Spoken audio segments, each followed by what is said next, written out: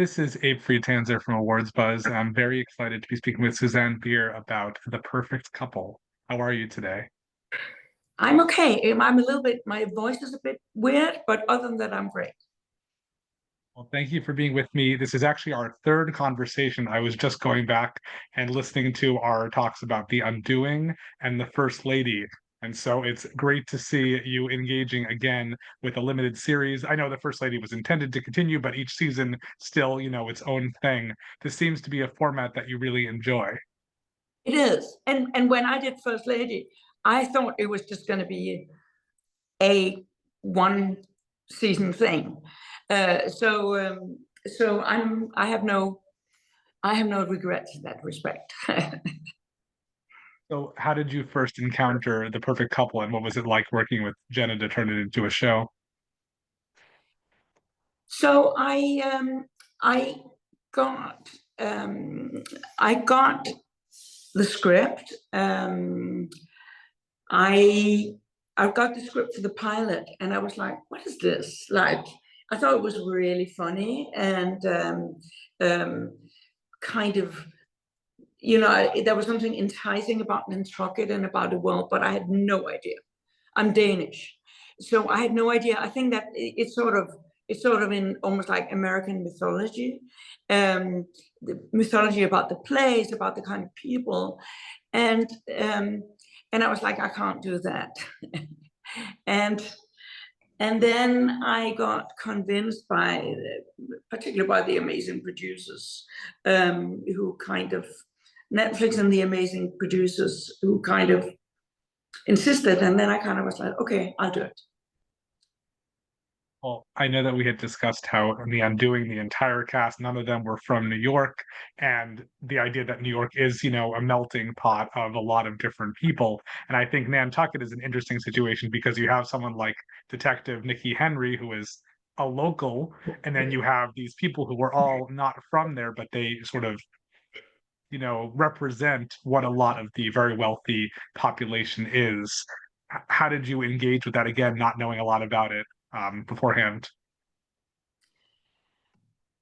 You know, Gail Berman, the producer who sort of approached me first time round, um, actually sort of took me out for dinner, and she sort of explained a whole lot of the texture of Nantucket and everything. And then I thought, okay, it's East Coast, but it's a very, very particular kind of East Coast.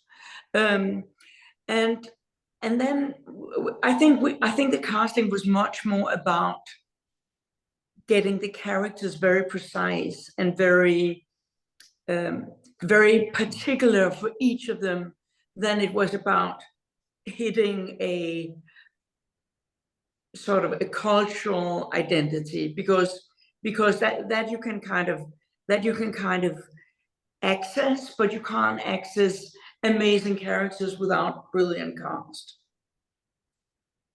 And there are definitely a few names in the cast who I, recognize mostly from other TV work, like Liv Schreiber, Ray Donovan, Eve Hewson, Bad Sisters, Megan Ifai from, The White Lotus. So it's interesting to see as they shift. And there are, I think those three especially just play such radically different people on this show than what audiences are used to seeing them in. Yeah, I love that. I love doing that. I love seeing something in an actress, and kind of know that that is not what they've been showing most of the time, but it's there. I think that's so. It's like kind of mental archaeology, which is so interesting. And then, of course, you have Nicole Kidman, who's, an up and coming young actress who I'm sure will make a name for herself one day.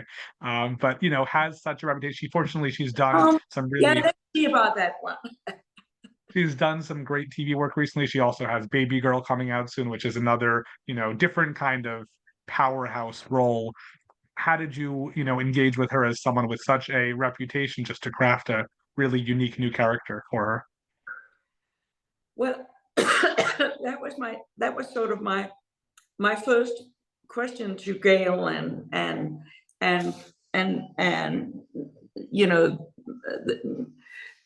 Lab 21, like, or 21 labs. That was my first question, kind of going, how would you feel about about asking Nicole to play Greer.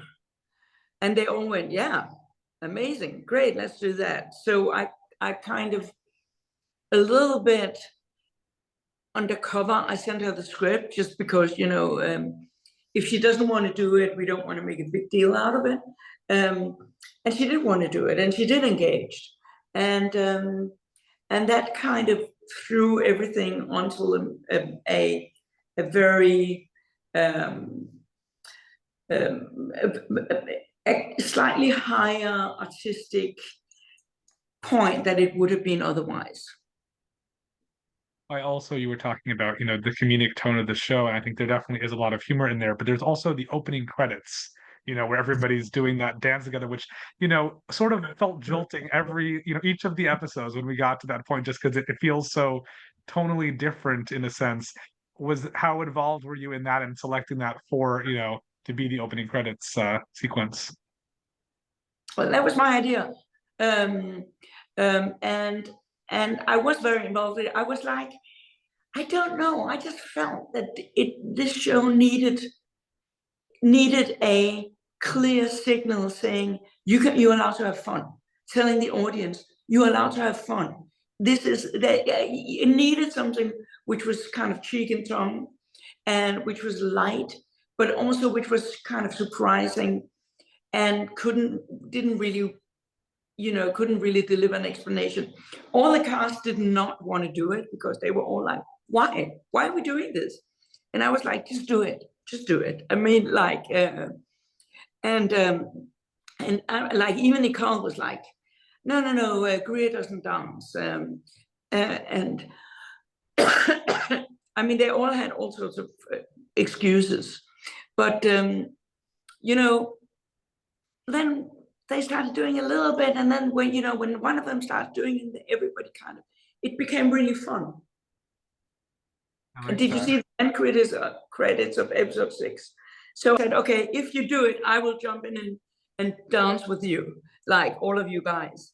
And then they were all like laughing because they were great at it, and I was like so off, trying to figure out where they were.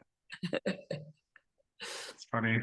Well, unlike your previous shows, this is on Netflix, so all the episodes were released at once.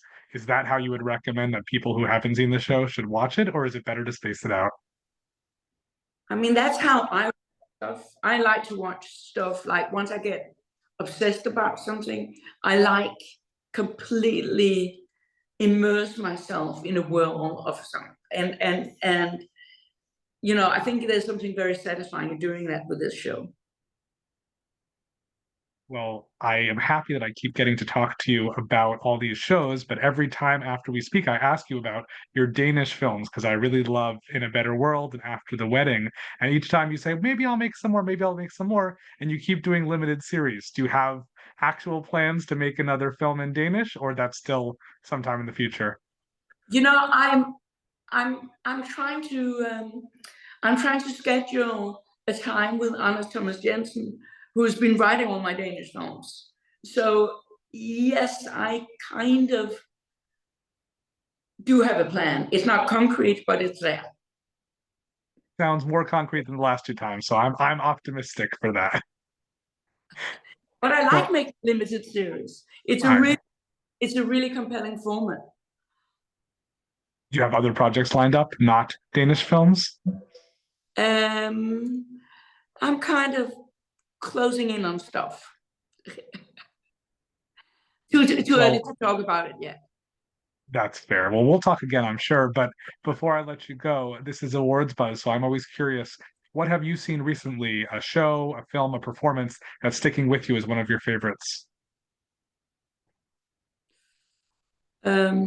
Shrinking. Shrinking is the last show I watched. And it really made me laugh. Great choice. Absolutely. Well, thank you so much for that. I look forward to speaking to you again about whatever comes next. Thank you. Take care.